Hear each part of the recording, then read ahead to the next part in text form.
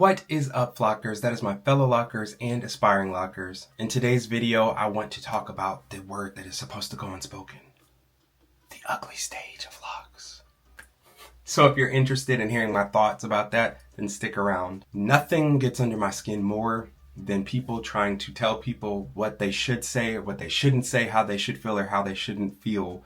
I get that it comes from a place of like trying to empower people and telling people not to stay in a place of negativity and don't talk negative things over your hair, over yourself.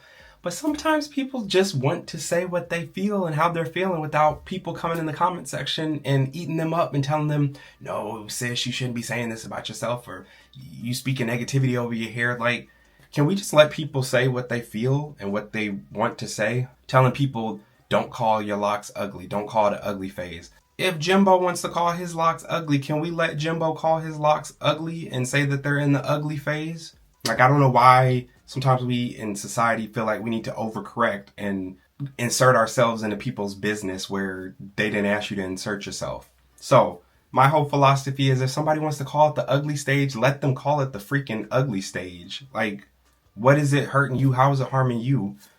Someone saying that they feel like their locks are in the ugly stage doesn't mean that they're speaking negativity over their whole life and that, you know, it's the end of the road and oh my gosh, they're just being so negative. If that's how they feel, then let them feel that way. It is okay for you to feel like your locks are in an ugly stage. You know what? The good thing about it is, just like with the ugly duckling story, there's a happy ending. There's a happy ending with your locks going through an ugly stage, that they're not always going to stay in that phase where they're ugly. And again, like I said, I get the sentiment of people saying, speak positivity over your locks and, you know, just don't say negative things. Don't use the word ugly because of the negative connotations. But again, if that's what you're feeling, it's okay for you to feel that way. Because for some people, that is how it feels. I have felt in other lock journeys that I have been in ugly stages. With this lock journey, did I go through those ugly stages?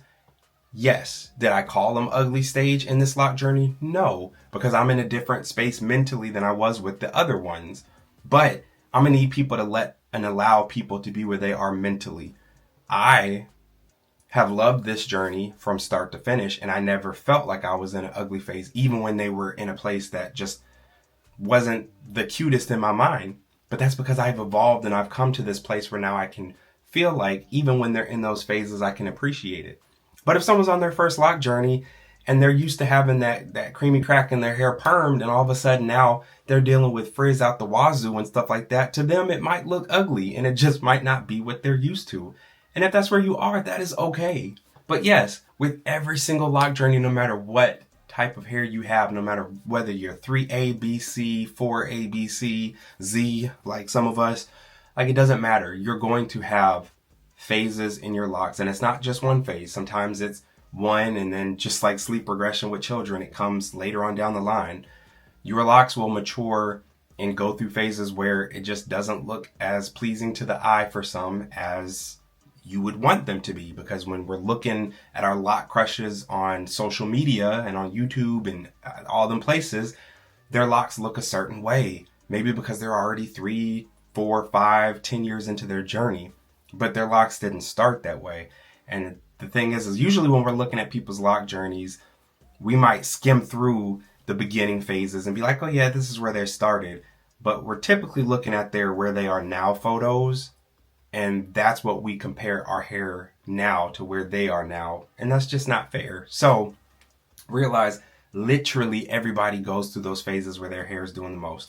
And honestly, all the ugly phase is frizziness. It's the locks swelling. You know, when you start your locks, whether you start, no matter what method you start with, they're probably, for the most part, uniform. Whether they're comb coils, and so they're uniform in that cylindrical form, whether they're braids, and so you got your plait that for the most part, you know, is pretty uniform and the size is the same. 2-strand twist, like again, there may be texture to it, but the lock itself is pretty uniform. And then months go by, and then all of a sudden now you're getting bumps in your locks where it looks like your locks are pregnant and you have swelling and that uniformity isn't there anymore. And so you're like, ooh, now I got like locks that look like Cheetos, where before they looked cute and they were, you know, little funfetti straws, and now they look like sick funfetti straws that went to the party and now they got all this bloating and stuff in their bellies. That's just part of it. Frizz is part of it. And for some people, after a certain amount of time, the frizz goes down and your locks condense and your locks go back to having this uniform look and you don't have all this bumpiness. But if I'm being honest and keeping it real with you, for some people, their locks never lose the frizziness. Some people are multiple years into their journey and they still have extreme frizz. And that's just something that they cannot get around or get past. And that's just the reality for their hair because of their hair texture, whatever it may be, their environment. But that's just the way that their lock journey is.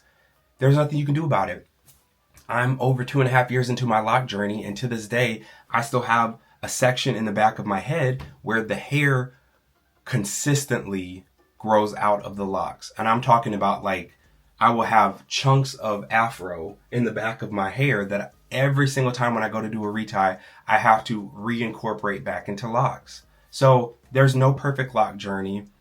People take the highlight reels of their locks for the most part and of their hair and of their life. And that's what they put on social media. That's what they're putting forward. So when you're looking at your lock crushes and you're like, oh my gosh, their hair looks amazing. It's because they waited until they got their fresh retie to put up a picture so that you could look and think that their hair looked amazing. Or they waited until they got their retwist done so that their hair looked amazing. Or they chose a day where they had already done their morning routine and sprayed water and put whatever product in their hair that they're going to so that the frizz is minimized and so that you're getting the best presentation of their locks. Most people aren't out there every day showing you their hair at its worst, you know, not at its worst, but at its spot where it needs to be retied and that the frizz is at the most and you've got chunks of hair that's growing outside of the lock. Most people aren't showing you that.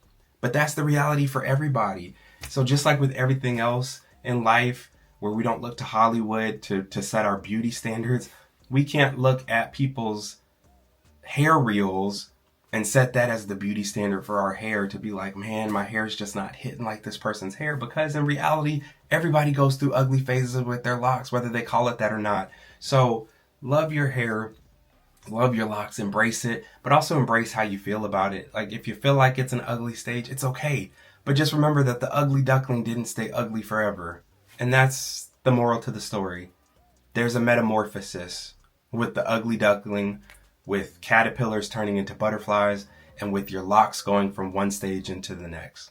So I hope that gives you a little bit of inspiration on your lock journey.